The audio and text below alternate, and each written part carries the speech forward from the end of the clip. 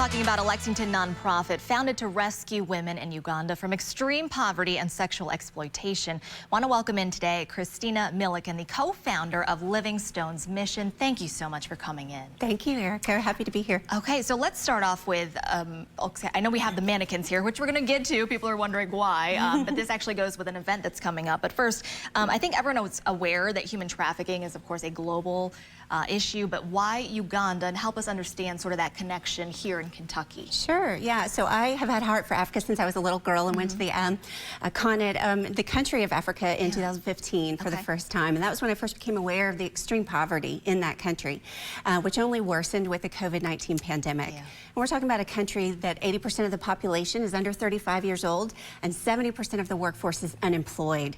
So we're talking extreme poverty, which forces a lot of young people into really dangerous, vulnerable situations. So how did the nonprofit come about then?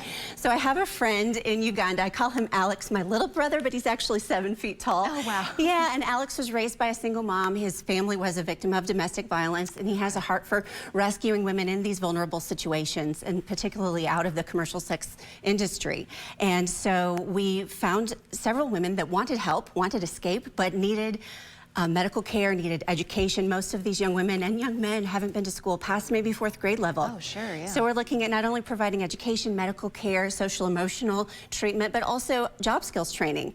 And so over a conversation over Facebook and WhatsApp, we kind of birthed this idea that we could rescue women, we could provide a livelihood, and eventually expand to work with young men as well. And what's interesting is there's a sewing aspect to all of this and dressmaking, which is why we've got the mannequins here. Explain how all of this works. It's true. So in looking for a marketable skill to be able to teach young people, a skill to become self-sufficient and independent, sewing was a very marketable skill for Uganda. And so all of the schools in Uganda are private, so school uniforms, constantly children are growing out of them. And so, but with the COVID-19 shutdown, our schools were closed in Uganda for 18 months, the longest school closure in the world. And so our young women pivoted and became fashion designers. They started making women's wear, dresses, young men, women's clothing, even children's clothing. And so we have a storefront in Kampala now, which actually has a rescue emergency shelter in the back where we can sleep 6 women. Oh my goodness. And yeah, these are some of the dresses that have been made at our shop in Kampala, Uganda. These are beautiful. I know you're wearing a piece yourself. Yes, this is one of our newest. This is one of our maxis, and we have some matching mommy and me for little girls. I mean, this is exquisite. You talk about the craftsmanship in this, and again, these are all skills, entrepreneurial skills that these women are learning. Just curious, what's sort of been the feedback from the women? Wonderful, wonderful. In fact, several of them have gone on to open their own tailoring and alterations shops.